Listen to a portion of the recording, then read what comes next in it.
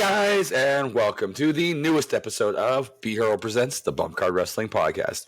I am your host, as always, Brian, and with me tonight is my tag partner, Psycho. How you doing tonight, Psycho? I'm doing good. Glad to hear it. And I apologize, guys, for the last couple of weeks between my wife and I having our newest child and me getting deathly ill. We hadn't had a chance to record, so I apologize that we hadn't been as consistent as we wanted to. That being said, my lord, what an episode we have to talk about for a review. The Elimination Chamber WWE. Oh my lord. But before we jump into that, as we always do, we talk the World Wrestling News. So for that, I'm gonna throw over to Psycho. What do you got, Psycho? Okay, so here's the first bit of news, and I have a lot. But so apparently, I don't know if you've heard this. They are planning. They're in talks. WWE, they're in talks to host this second WWE Evolution All Women's Pay-Per-View, or PLE. Oh, I have not heard this. Yes, tentative date and location for July in Connecticut. Interesting.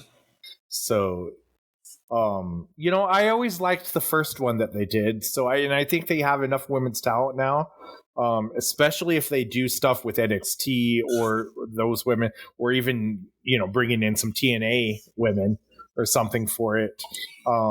They'd have enough to do an all women's show and have it do well, probably. Yep. I agree. Yeah. Don't they call it Evolution, though, since, there's a regular TV show of Evolution for them? As far as I know, it's going to be Evolution 2, but who knows? They could change. Change that. The other thing is, so on May 24th, Saturday night's main event, that's the next Saturday night's main event, and that's going head-to-head with the AEW pay-per-view Double or Nothing. Nothing, yep. That one I had heard. Yes, so going head-to-head on that. So that'll be interesting. I think probably Saturday night's main event will get more viewers just because it's on, NBC and Peacock. I think it's not pay-per-view, right? So yeah, it should get more viewers. But I wonder if if AEW is going to put together a strong card for that to try to compete, or if it's just going to be business as usual. It'll probably be business as usual because I imagine that they're not going to see it as a booking opportunity. Mm-hmm. They're going to see it as our talent's better, so let's just give them what they would normally give them. Yeah, I mean, they'll probably go with the same thing. If it's like, it's like we put on strong pay-per-views anyway, so we'll just put on our usual good matches and our fans will gravitate towards that. So we'll see. Yeah, we'll see. Which one are you watching? If you're hosting the Double or Nothing, then I'm probably coming over to yours because I can watch the Saturday night's main event later. It's probably what's going to happen. So watch it. So I'll probably watch Double or Nothing live, and then the next day or something, I'll watch Saturday night's main event. So maybe we can do a double review for that next week or something. So maybe. So let's talk WWE Hall of Fame news. So it's been a while since we've recorded. So obviously since then, Michelle McCool, Undertaker's wife, has been announced for the WWE Hall of Fame. Yep. What are your thoughts on that one? I think it's a great choice. Michelle McCool is more beloved now than she ever was when she was active.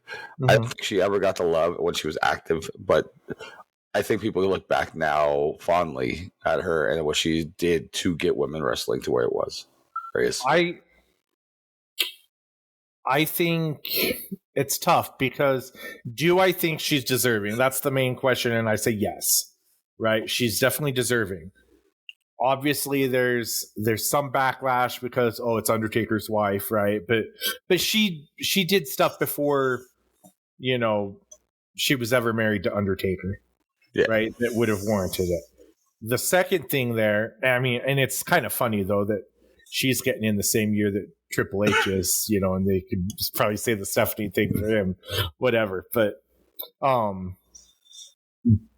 But the other thing is that, yes, there's probably some women that should have went in before her, but they don't really operate on that of like, well, so-and-so should be in before them.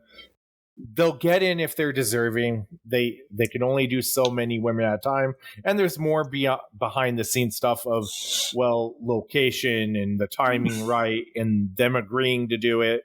Or, there's so much more into it than just, do they deserve to be in it? The Hall of Fame is a booking just like any other wrestling thing. Yep. So they have announced, they haven't publicly announced it yet, but the next induction for the Hall of Fame is a tag team. Have you heard about this one? I have not, but tag team makes sense. Yes. I thought it was going to be Demolition. I guess they could still be in, but that is not the tag team that's going in. It is Earthquake and Typhoon, the natural disasters. Interesting. Yes. I mean, Earthquake's passed away, unfortunately. But Typhoon is very much still alive. So, the Shockmaster, if you will. Yeah. I hope somebody makes a reference to that. Huh? I hope at the Hall of Fame somebody makes a reference to that. Well, he's probably the one that's going to be, giving the speech, right? So I can, maybe he will. That's how he should make his entrance, right? Mm-hmm. And tumble with the mask on or something. I don't know. Maybe not. But yeah, I think they're deserving. I thought Earthquake was already in John Tenta, but maybe not. Maybe he's not in solo. Because he would deserve it even as a solo if he's not. I would agree. Like, I'm surprised that they'd be doing them as a tag, because I think solo both of them have had a bigger career, even though Natural Disasters were a huge tag team. No pun intended. Right. I think maybe it was a way to get both of them in at the same time, because I don't know if where else you put Typhoon in if not with this tag team. You could put him in as Tugboat or Typhoon or Shockmaster. Where I would go, but it's. I mean, do they deserve it? Yes, I'd say so. And there's lesser tag teams in, so.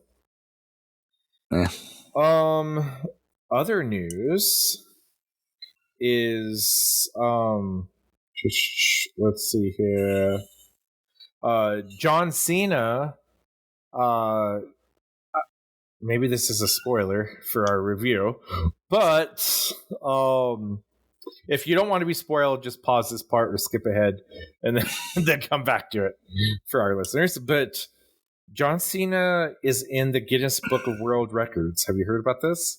Well, yeah, for the most Make-A-Wish stuff, but... Well, okay, but he's in for something else now. He set a new record for the longest period in the WWE being a babyface and then eventually doing a heel turn. I guess that makes sense. Like, I was thinking like Hogan, but Hogan didn't turn in WWE. He turned he did in WCW. Right, so it's specifically WWE. So, because nobody else was. Because I mean, John Cena was a babyface for 10 years, easy, like, probably about 15. Yeah, probably closer to 20. Because he was a babyface at WrestleMania 20. That was 2014. No. No. That was 2004. Yes. So 20 14. years. So 21 years. Yes. Yeah, incredible. Which we'll touch on that here in a little bit. WWE has created a WCW Vault YouTube channel now, which is Interesting. maybe they want to house more stuff on it just in case, in case the Peacock stuff runs out and they do, whatever, but they've already put some stuff up on it. They've got like the first Nitro, some Clash of Champions full shows on there, some full pay-per-views, and a couple of like Ric Flair versus Ricky Steamboat matches in their entirety. So Interesting. yeah, I mean, I would watch that. Most of that stuff's already on then, like Peacock and stuff, but it's kind of cool that it's housed somewhere else too, and they can add stuff to it.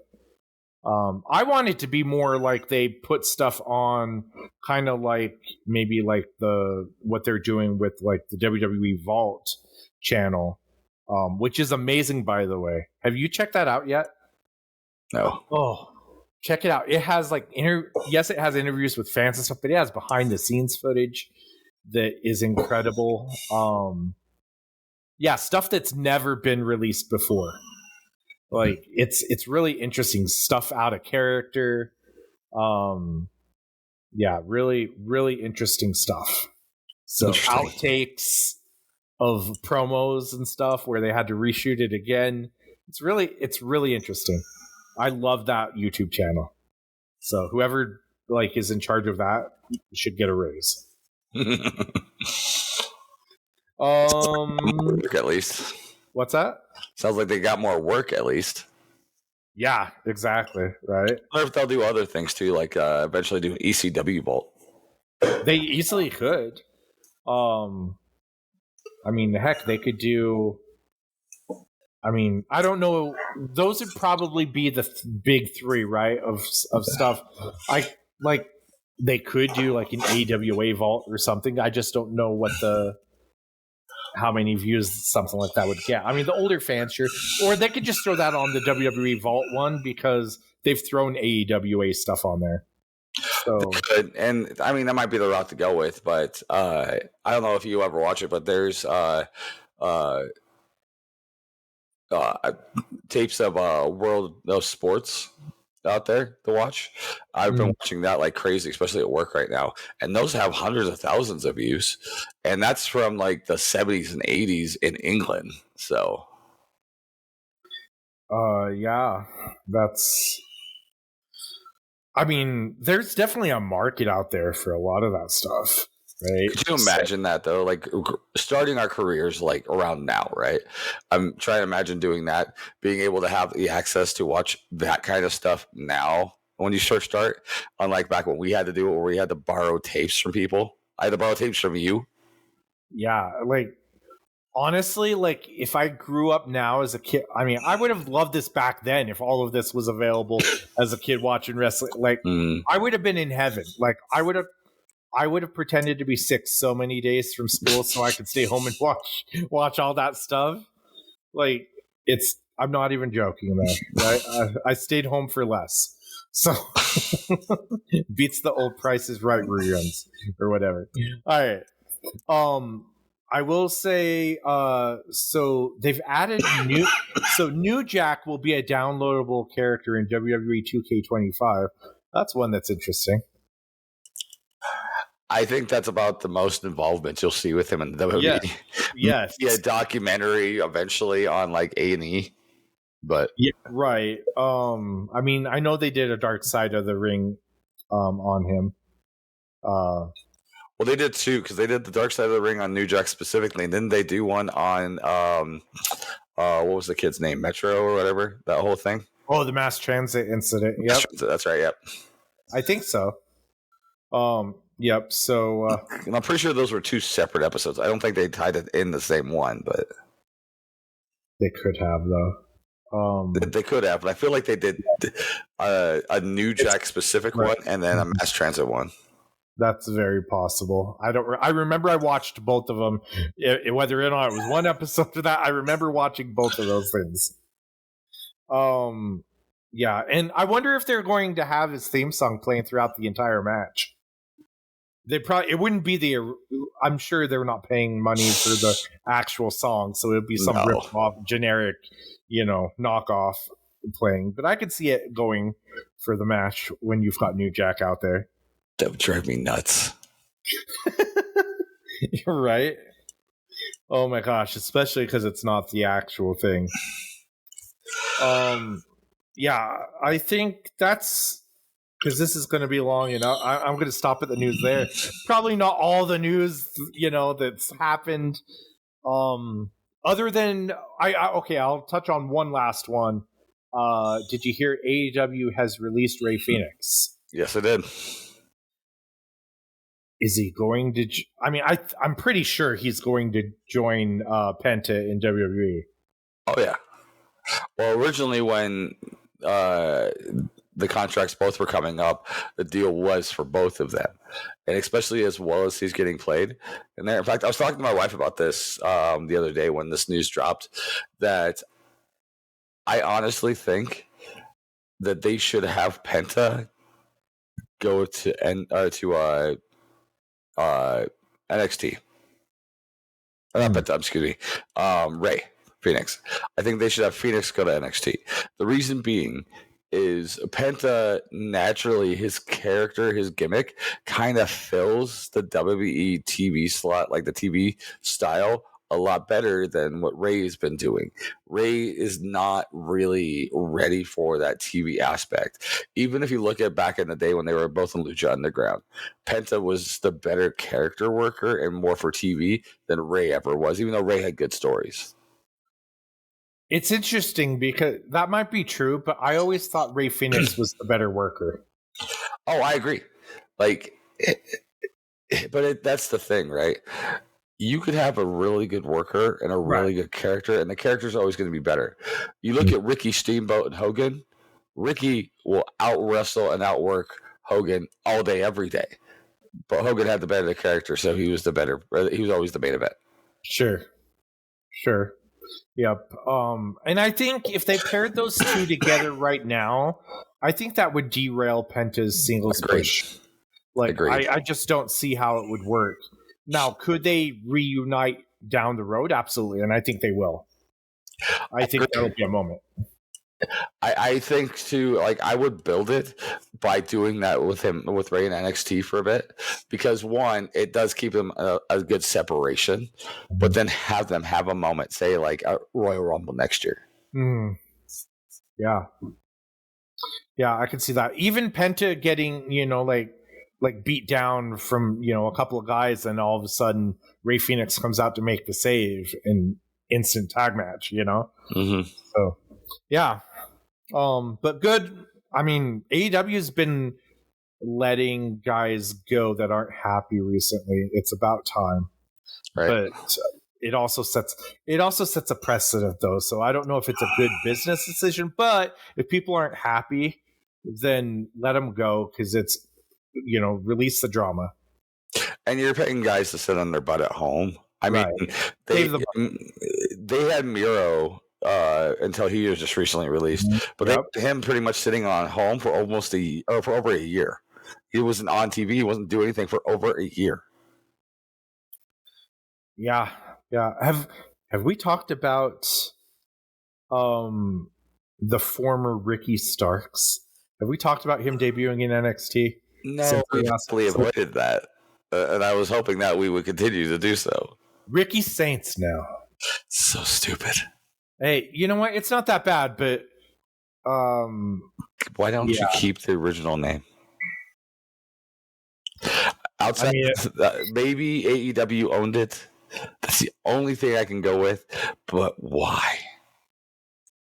Yeah, I don't know. I mean, it could be one of those things that I thought was a Vince thing, but could be just one of those where they want to own the name, and he didn't want to give up Ricky Starks in case he left, so he could use it on other promotions. Who knows? I do think him going to NXT is the right spot for him right now, because I think also with him in main event of NXT, which is where he's seeming to aim to, is also the right spot for him because he does come off with that charisma, but he needs a lot of fine tuning. So, yeah, man.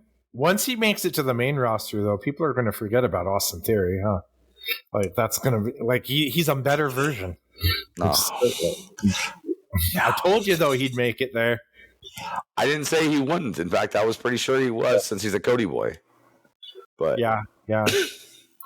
Cool. Well, should we get into the pay-per-view? Yes, sir. What a pay-per-view it was. But before we do that, guys, I want to hear what your guys' thoughts are about the pay-per-view.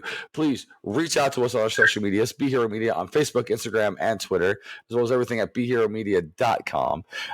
Also, right here on YouTube or on Spotify, they do now allow for comments. Please comment down below, and don't forget to like and subscribe on there. And please share this with your friends. If they're fans of wrestling, especially if they're around Utah, they will enjoy this. I promise. Share it with them. All right, let's go, Psycho. Okay, so the Elimination Chamber. It starts off with the women's Elimination Chamber match. And the first two women to start was Liv Morgan and Naomi.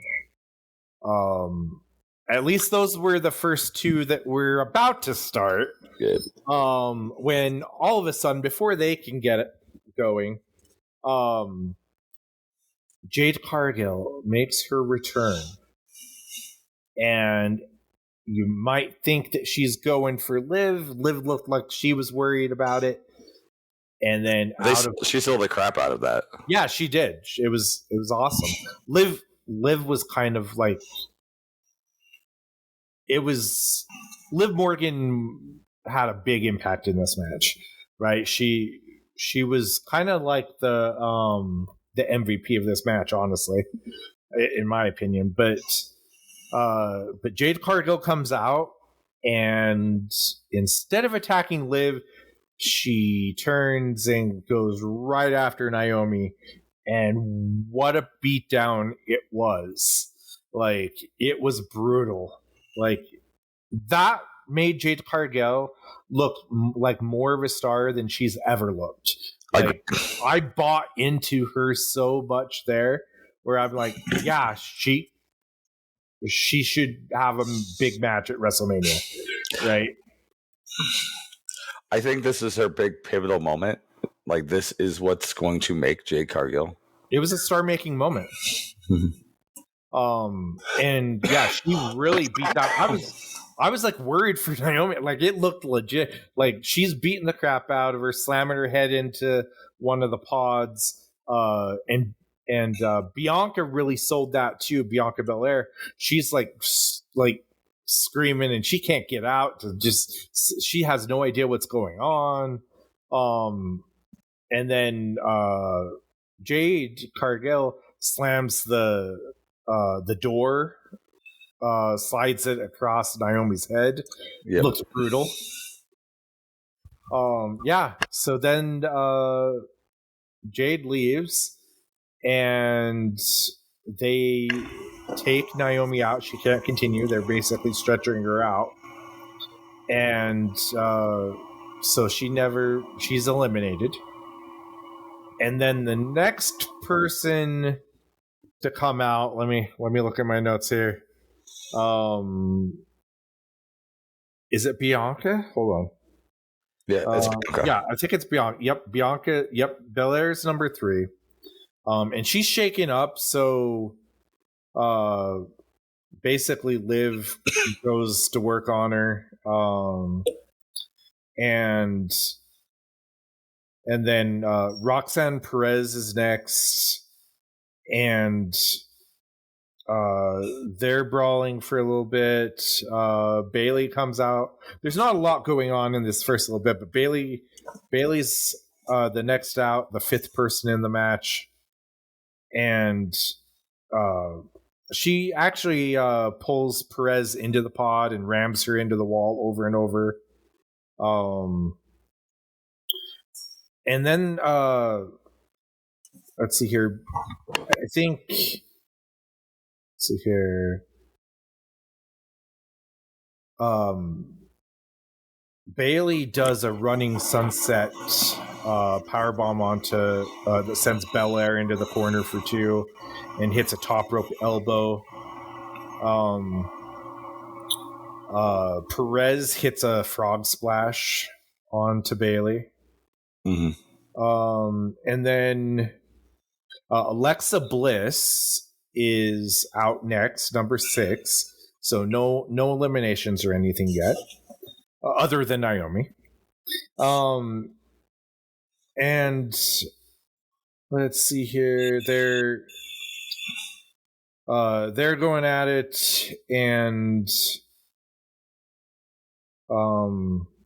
sorry, there's not a lot of there's probably some spots I'm missing here. My notes aren't very good. They do the Tower of they do a Tower of Doom spot where they all kind of grab each other off of the top rope. And then let's see. They trade roll-ups until Alexa Bliss gives Bianca Belair the Sister Abigail DDT. And then Morgan rolls Alexa Bliss up for the pin, though. So Alexa's the first one that's pinned.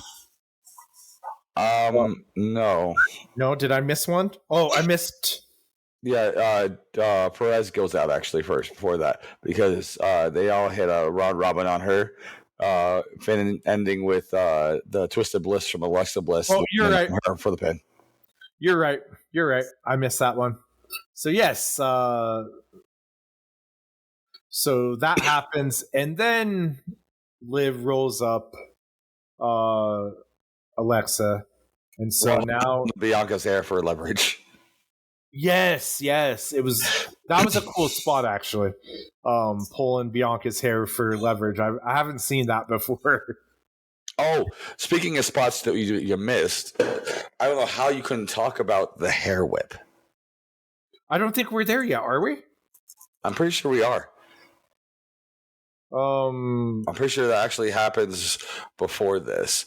But either way, we're going to jump to it because it was bloody amazing. Yeah, so and Liv on top of a pod fighting, and Liv is trying to pull Bianca off the pod by her hair. And as you know, you don't screw with Bianca's hair. So she gets her hair back and gives her one of the nastiest whips with that hair across her belly. She has a mark that goes almost from navel to her around to her back. Just a line cut across, and it causes Liv to fall off the pod, dangling onto the side of the cage, and then eventually falls off again, all the way to the ground. It was so loud, and the commentary kept going back to it. It was insane. Well, and Liv was also showing off a crazy welt that she had on her, stomach and stuff from the hair whip. Insane. I'm sure that hurt. Oh yeah. Like that was probably like getting whipped with a cable. But you're right. That was right. That was before the eliminations there. So let's see here. Morgan hits top rope code breaker, and Bianca Belair spears her for a 2 count, and Belair takes Liv outside for some swings into the wall and pod, and then she goes for a 450. She hits Morgan's knees. But Belair is right back with or it kind of blocks it actually. She kind of lands and doesn't quite hit it, and then hits the KOD for for the win. And Bianca Belair wins the Elimination Chamber.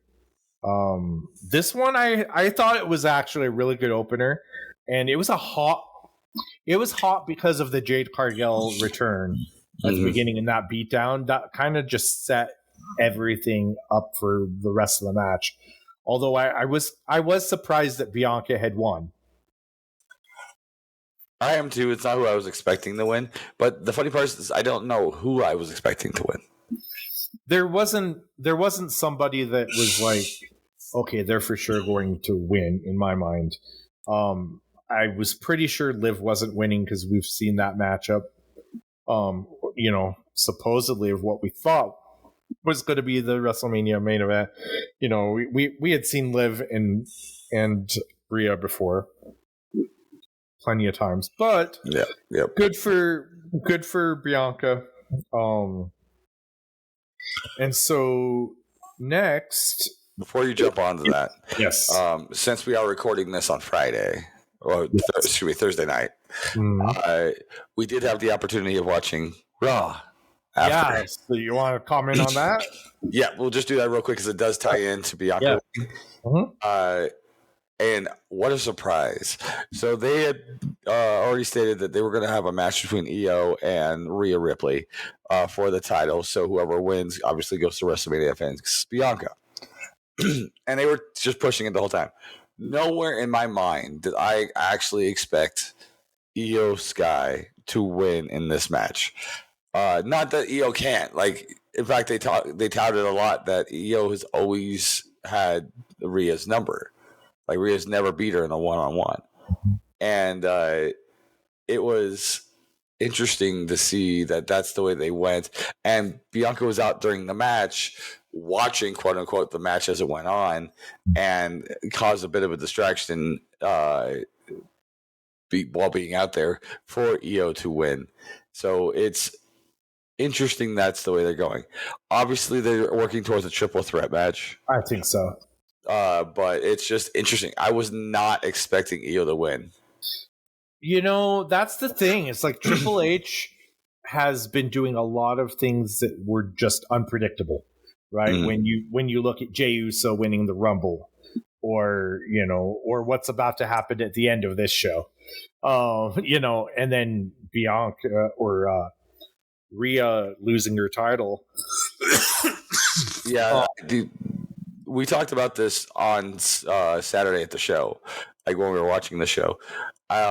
With how everything went down, I said to you, I think the problem is not that he's swerving for the sake of swerving or anything like that.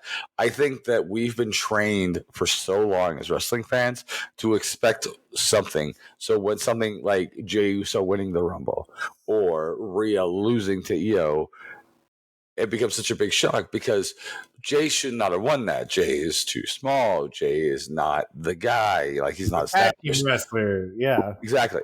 And then Io should not have won this because they're building, obviously, to this big match at WrestleMania. So, obviously, she's just fodder in this case.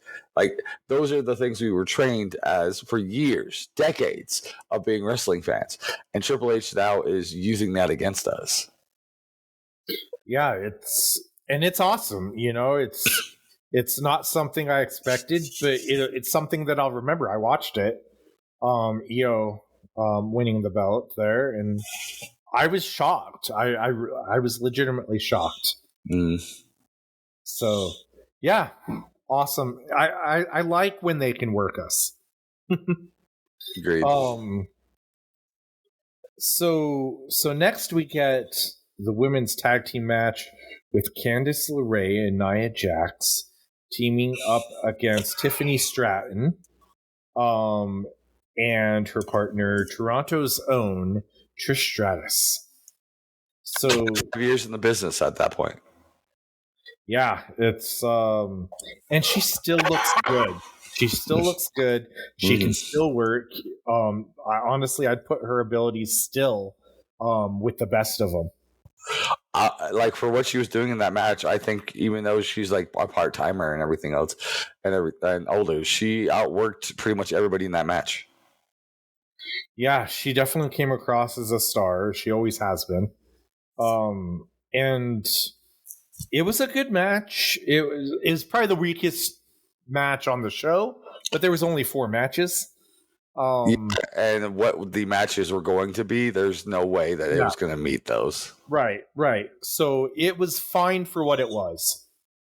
And it was Trish's homecoming in in Toronto, and it was a good way to get Tiffany Stratton over in particular, which I think was the whole point. But not a lot to this other than pretty much what you'd expect. Trish does get oh my gosh, her Stratisfaction off the top rope on Tanaya, which is a bulldog. And basically, after that, Stratton goes up top and hits her moonsault to pin Nia Jax at about 11 minutes of action. And I think that it was nice in building. I think they have to build up Tiffany Stratton a little bit more to make her viable to go against Charlotte. So it was fine for what it was. They still have some weeks to keep building her. Because right now, I don't buy her as beating Charlotte. I agree, but there, like you said, there's plenty of time to build her to that, and it does also put a final coffin nail in the storyline with Nia Jax to be able to get that blow off done, and now she can focus on Charlotte. Yeah, it was good. It accomplished everything that it was supposed to do. Yeah, it wasn't supposed to be a show stealer. But speaking of a show stealer, oh my gosh, the next match we have our unsanctioned match, Sami Zayn against Kevin Owens, and this was way over delivered in my mind. Like, you knew it was going to be good because they never have bad matches against each other, but from the moment they came out to the ring and there was just a buzz. You could feel the tension. They were staring. They were taking it very seriously. And excuse me. And they just start brawling. And they brawl to the outside. They're doing a lot of stuff where they're hitting each other with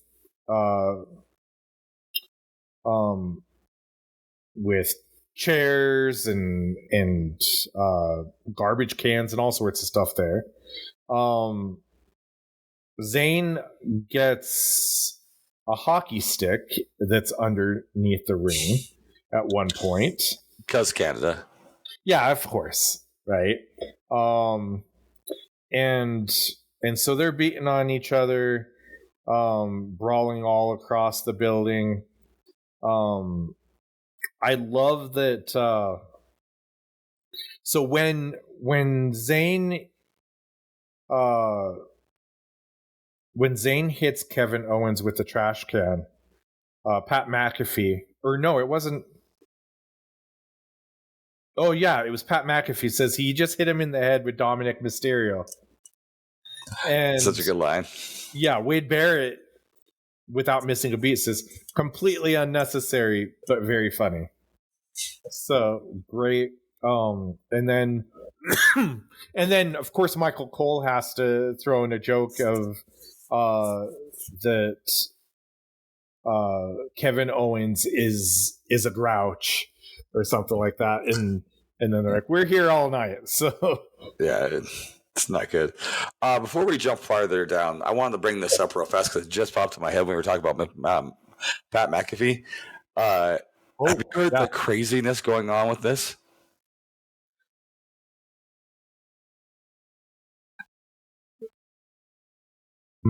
Before the show started officially, they had I'm sorry that I don't know her name, but they had this woman that sang the national anthem of both.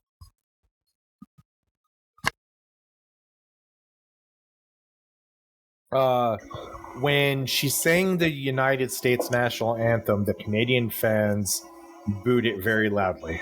Yes. Yeah, And large to do is the tariffs that the U.S. Were sanctioning had just started that week, so it's understandable why they were booing. But Pat McAfee threw a lot of shade on the fans of Canada, from Canada, about booing repeatedly during the show. Um, so much so, he's now getting death threats to him and his wife and his child about it.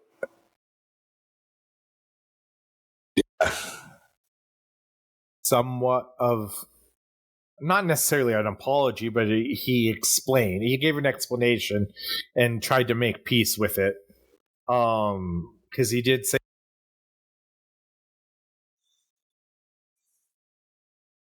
it's booed. It does make him upset, and he says, "But let's just shake hands and move on," or something to that effect.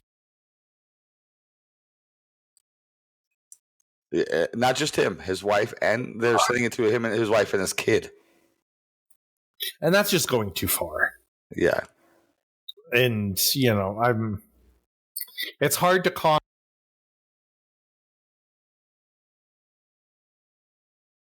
the politics on this show, because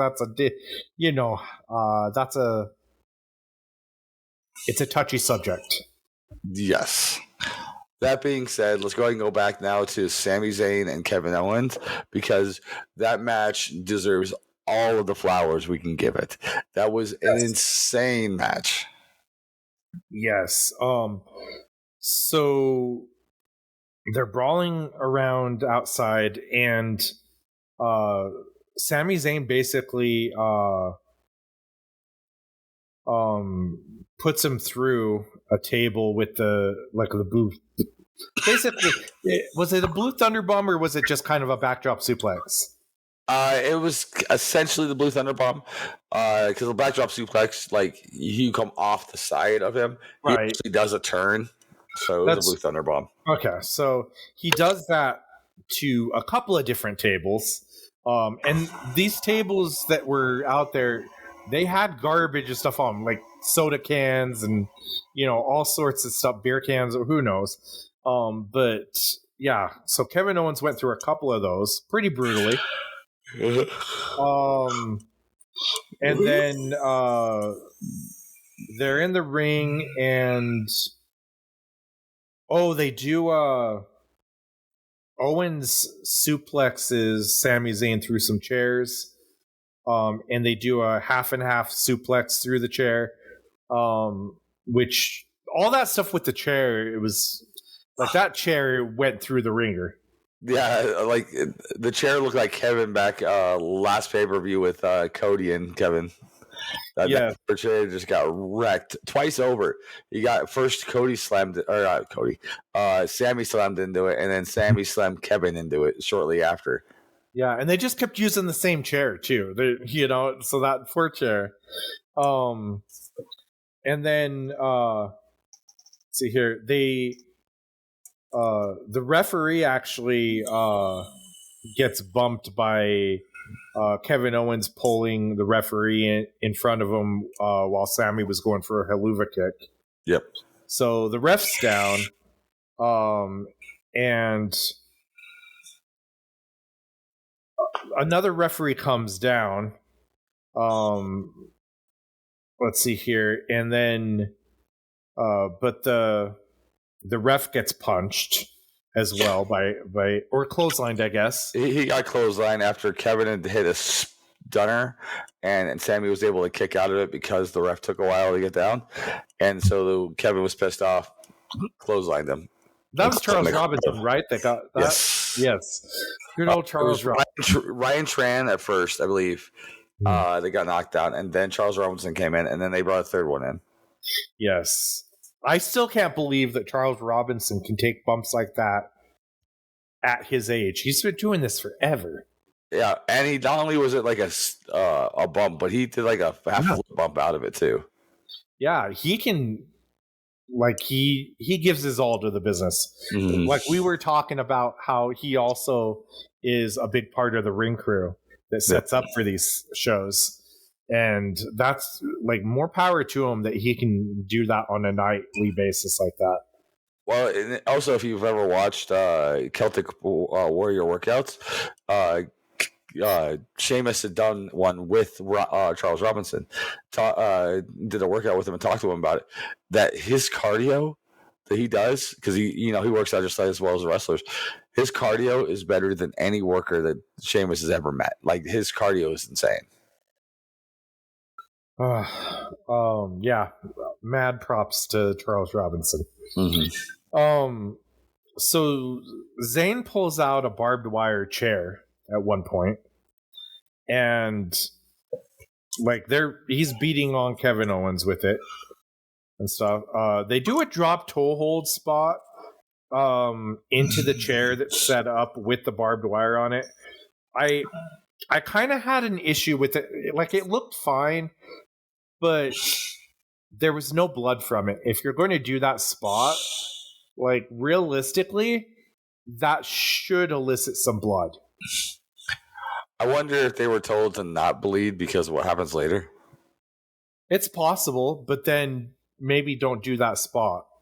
Or don't bring out a barbed wire chair. They tried to sell it by Kevin getting hit in the eye instead. I'm sorry, if you get barbed wire to the eye, you're going to bleed from your eye, at least. Mm-hmm. So, it's not just going to make it better. His eye real fast. It's like, oh, it just scratched it. But let's see here. Let's see. And then, so they do that. Owens wraps the chair around Sami Zayn's neck and basically rams him into the post a couple of times. Yep. And Sammy's really selling his neck. And then Kevin Owens does the apron powerbomb twice onto Sami Zayn, puts him in the ring, and gets the pin. And this review that we're doing here does not do this match justice. Like, no. Go back and watch. Right. Yeah.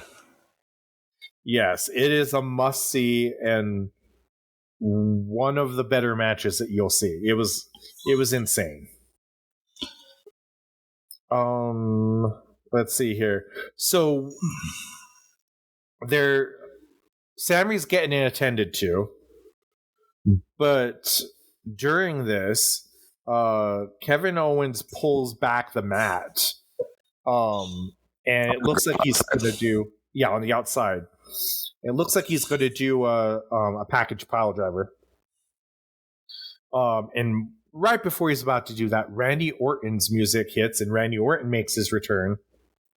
And Kevin Owens is bleeding by this point a little bit. Right? He's looking a little rough. So he's in the ring. Orton comes in. They get into it, and Orton hits Kevin Owens with the RKO. And then Randy Orton backs up and definitely telegraphs that he's going to do the punt. The punt is back. He's going to go for a punt, and then all the agents and the referees and stuff tackle him. Basically, they get in front of him, so he can't do it as Kevin Owens escapes. But which is funny that they waited long enough to get involved, right, to stop this. But and then Randy Orton basically RKOs a bunch of the extra security guys or agents or whatever. So Randy Orton comes back, and it was all of that together was a heck of a deal. Anything else you want to comment on that? Like you said, like it's hard to be able to review it just because so much happened and it was so good. You have to go watch it. It was that good of a match that you need to go watch. and including the finish after the finish and the shenanigans with Randy and everything. It's all good. You need to watch it. In fact, honestly, like you need to watch this whole pay-per-view. This is a masterclass on how to book a pay-per-view. It was honestly one of the better pay-per-views, like from top to bottom, that they've done in probably years. Because they've had good pay-per-views where it's like, oh, the main event and an opener, another match and stuff. But this was top to bottom, like almost the perfect pay-per-view. Yeah, and even with the women's tag match, which is the lowest part of the show, it still was a really good match. It was like something was going to have to be the worst match, right? And this just happened to be it. And it's hard to say that against like the 2 Elimination Chamber matches and this unsanctioned match. So I don't know what you say to that, but it was so good. Go back and watch this whole pay-per-view. It was PLE. It was that good. It's insane. And for a PLE that's ostensibly a B show pay-per-view, because it's Elimination Chamber, it's between the Rumble and WrestleMania. Like it's the hardest spot to have a good show. Yeah. It sets up WrestleMania perfectly though. And there's still lots of stories to tell, but before we get to the last match of the Elimination Chamber, because this was a 4-match show, but it was it didn't need to be any more than a 4-match show. But looks like we're gearing up for Randy Orton versus Kevin Owens at WrestleMania. I assume there's going to be some sort of a stipulation, like a street fight, or maybe they'll make that an unsanctioned match as well. I doubt they'll do a back-to-back, but they'll do something like Last Man Standing, follow it, False County, where they're going to do some kind of stip match where they're able to attempt to kill each other. Right. They're going to be able to brawl and all of that, and it'll be a match I'm looking forward to. Same. So, all right, so we have our main event, the men's elimination chamber match. The winner of this goes on to face Cody Rhodes at WrestleMania for the championship. So the first two, you've got Drew McIntyre and Seth Rollins start this thing out. And it was a good way to start. They go into it. They're basically they're brawling, and CM Punk is kind of trash talking them from his pod. Kind of funny. Have you seen the TikTok yet of that? I have. Okay. For those who haven't seen it, Seth is smashing Drew's face into Punk's pod, and 2 different things happen that are separate but in the same time. One, Punk is yelling at Seth and telling him to hit him harder and harder, and calling him like a little bitch and like he needs to do it harder. And then they do cut away over to Damian Priest, which is great. He goes, I agree with Punk, do it harder. And like it's just hilarious watching that instance. But as that's going on, the tube, the light tube that's in one of the spots right by the window in Punk's thing falls out. And so Punk puts it back in, and then a little bit later, somebody gets shot towards his pod again, and it falls out again. He's like, and has to try to put it back in again. It was so good. Yeah. Let's see here, and then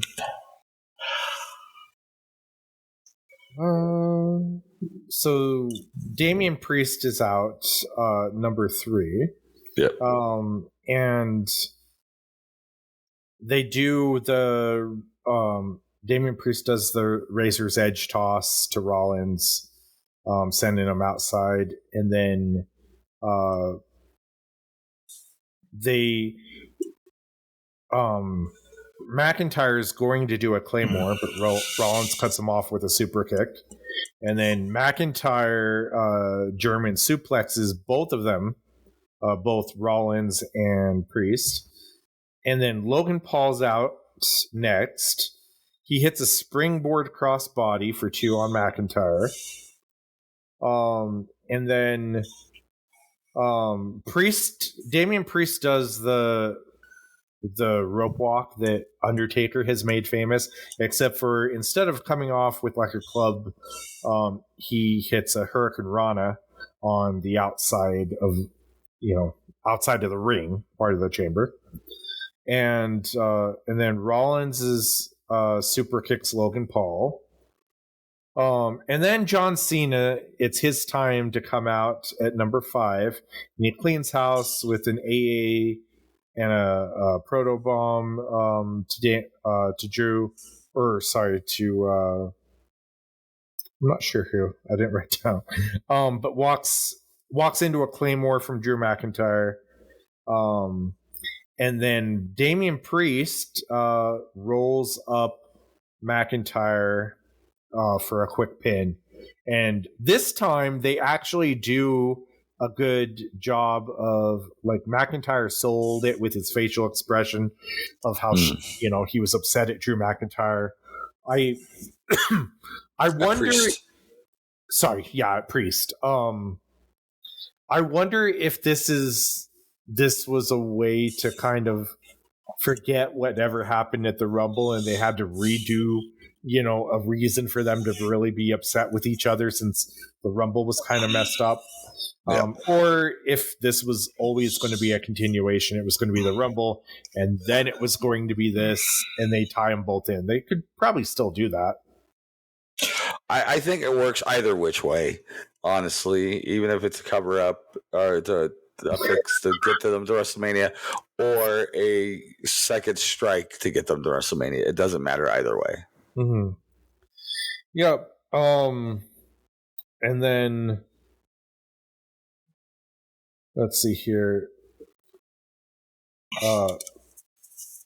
McIntyre actually before he leaves, hits a Claymore on Priest, and Logan Paul hits a frog splash off the top of the pod onto Priest and eliminates Damian Priest.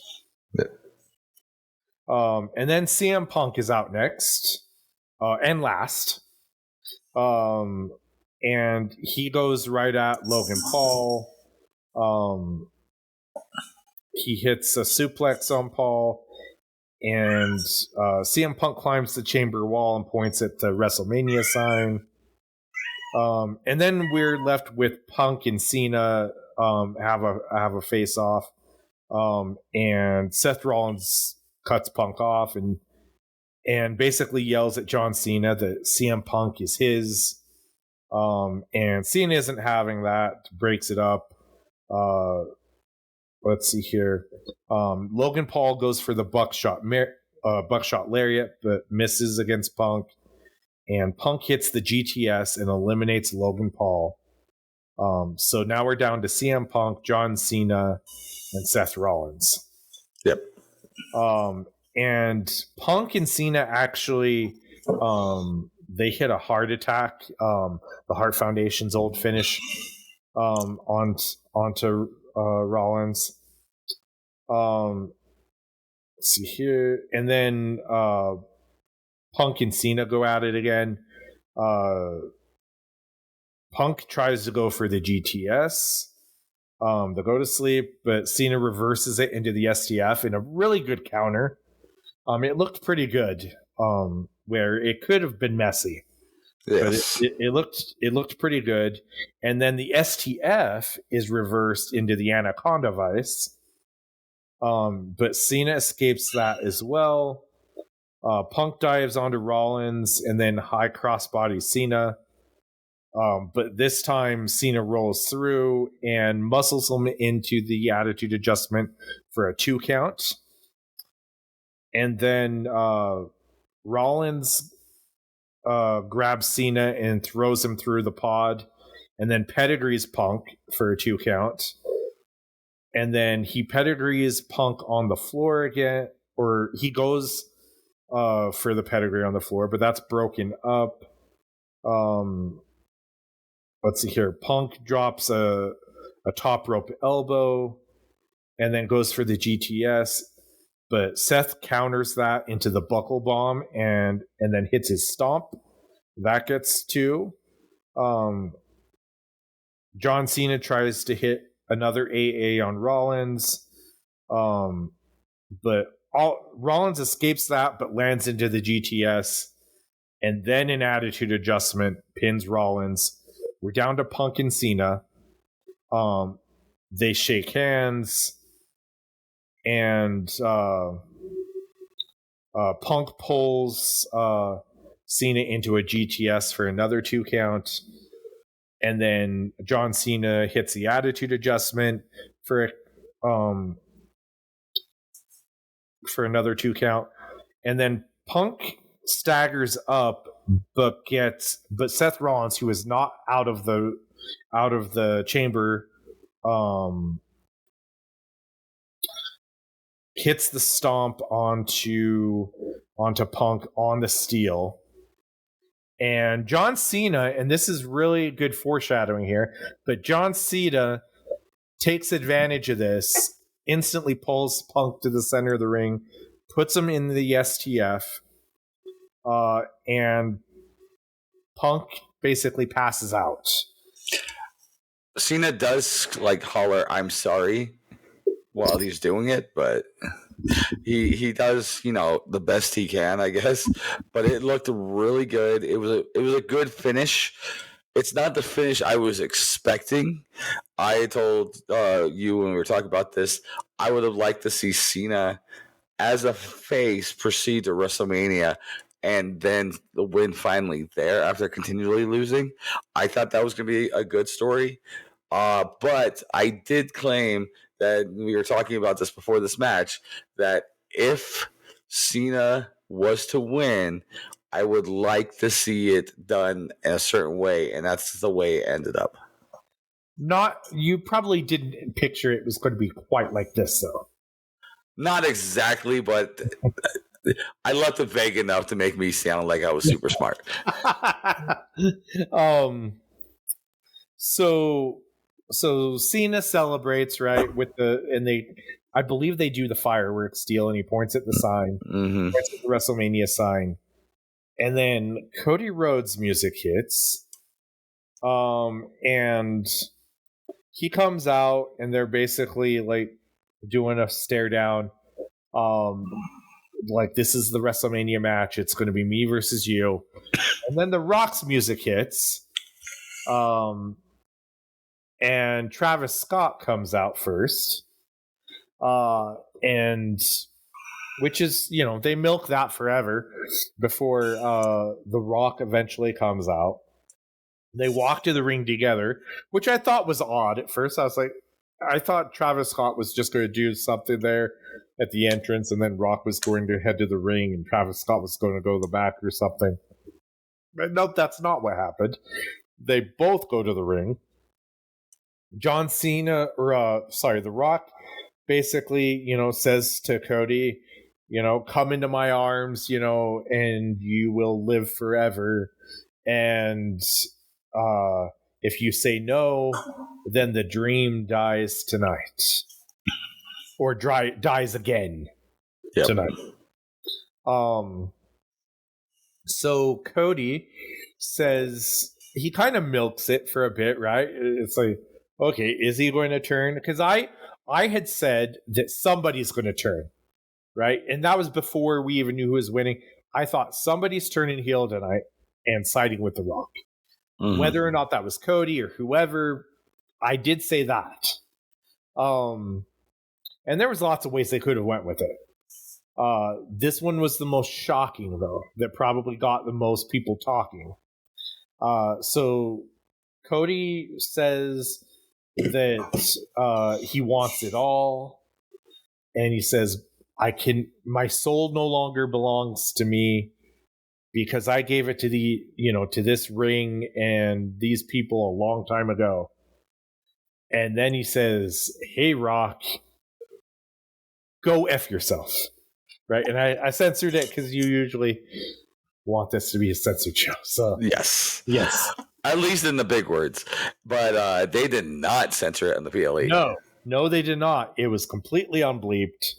It was a shocking moment. And I know that there's naysayers on was that necessary? I mean, it did for shock value. It did its job when it's used rarely. Mm-hmm. The crowd popped huge for it. And then what's very interesting here too is that if you look in the background, John Cena had the best facial expressions while all this was going on. Yep.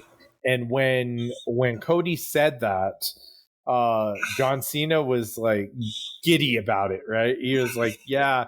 And then they do a hug.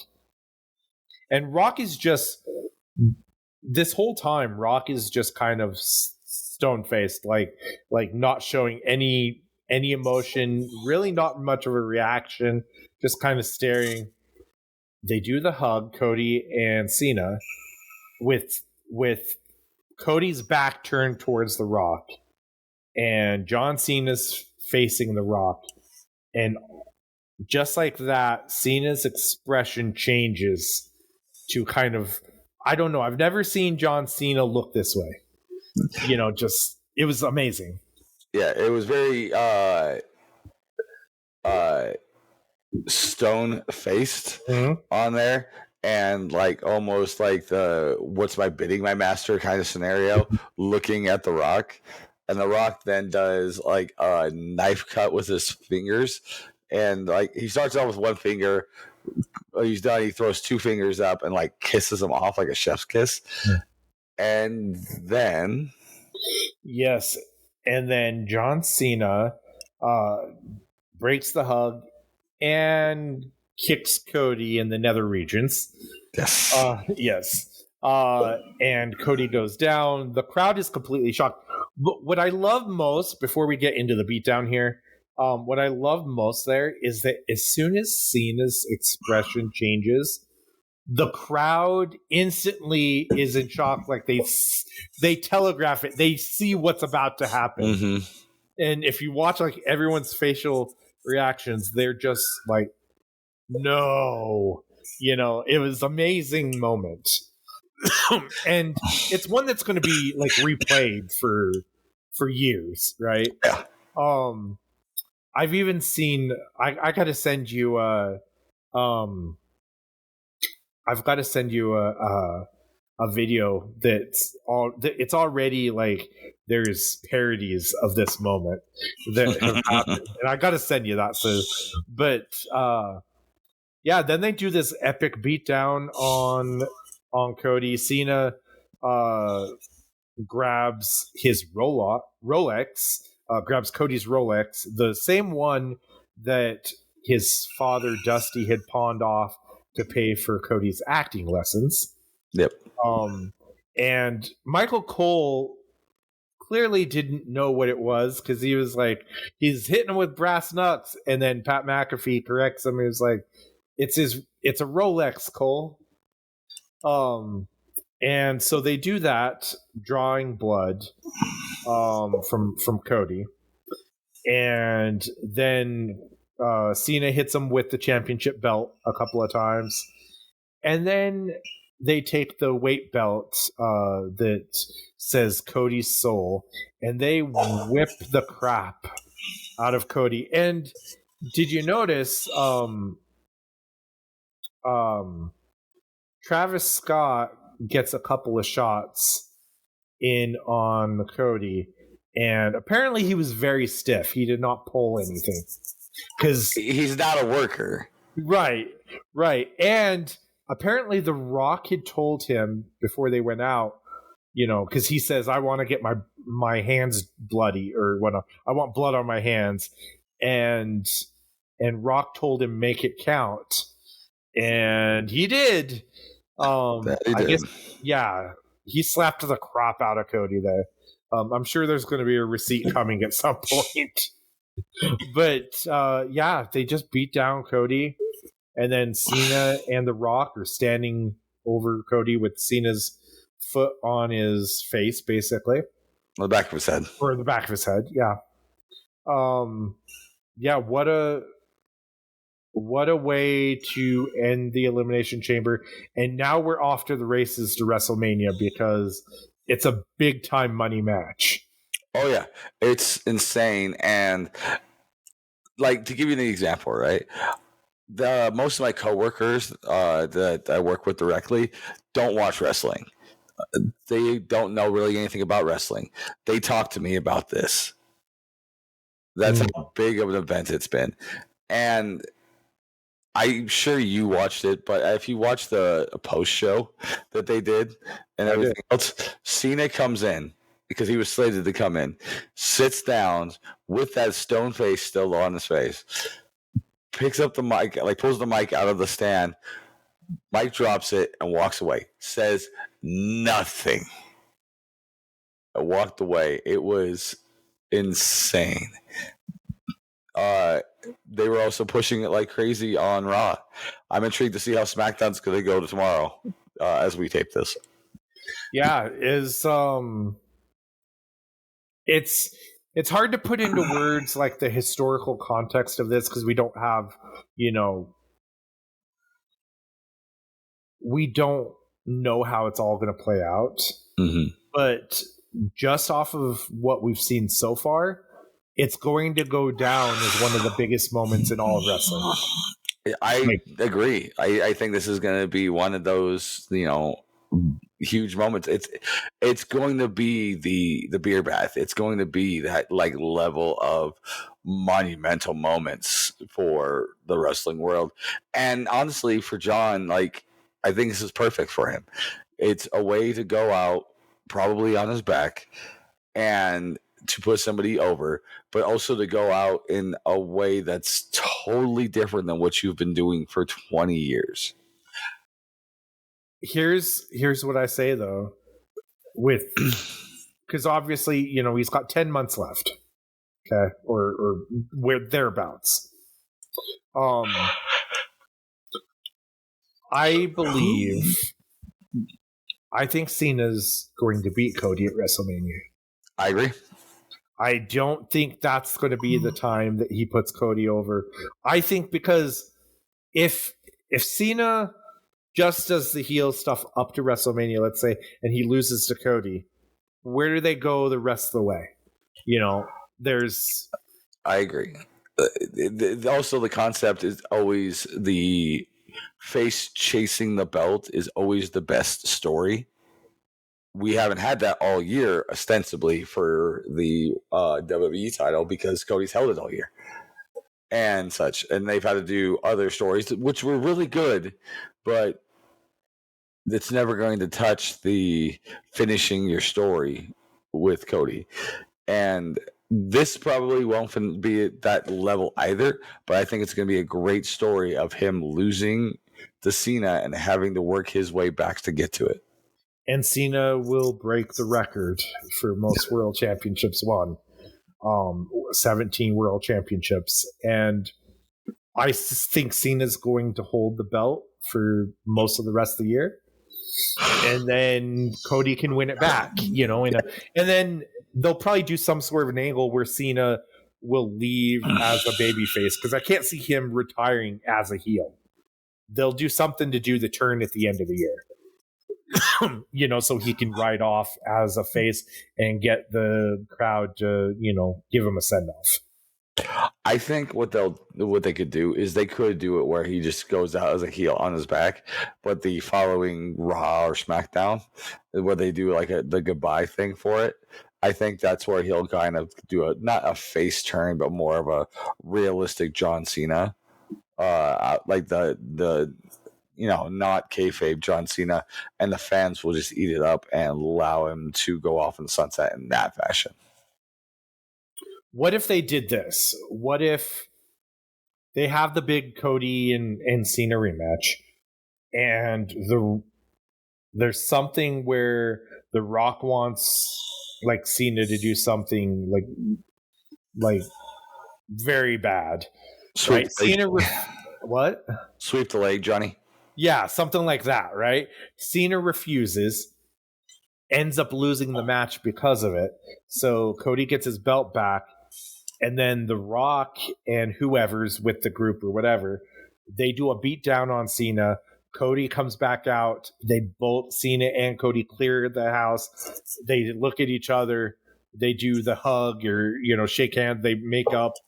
and then Cena can do a retirement speech on the next night of Raw or something like that. I could see that. So. Yeah. But either way, it's going to be big business for the rest of the year. I think it's going to be even bigger than a Cena farewell tour, how they were going to do it. I agree. I think this gives me more intrigue. Like, this makes me want to see more what's going to happen than what it would have been. And again, like, it also allows non-wrestling fans to get pulled in because it's such a big moment. So, yeah. So all that being said, guys, let's go ahead and wrap this up.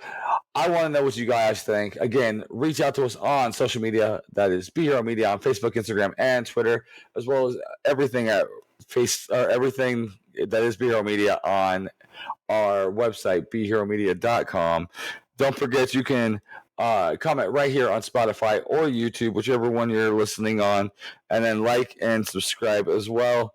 It is going to be an insane run up to WrestleMania. I'm super excited.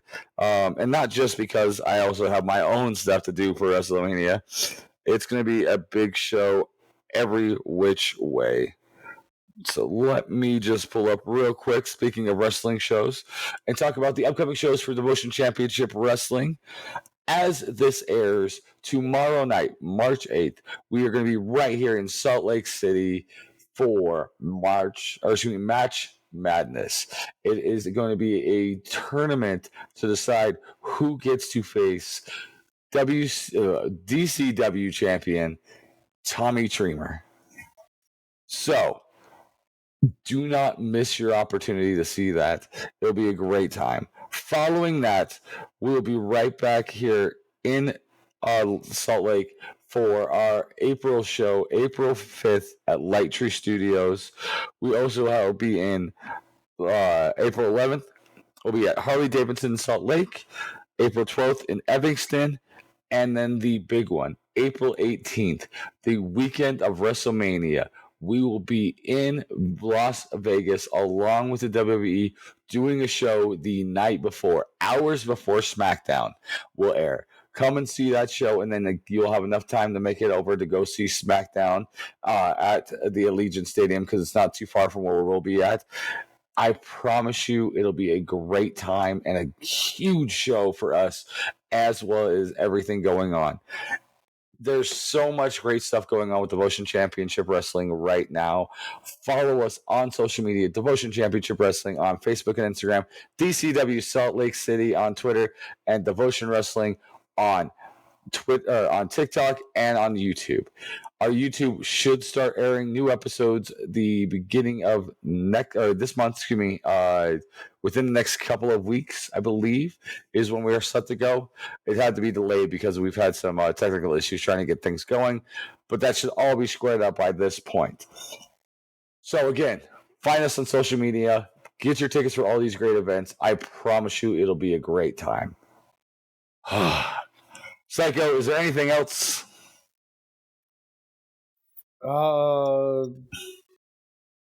Nothing for now.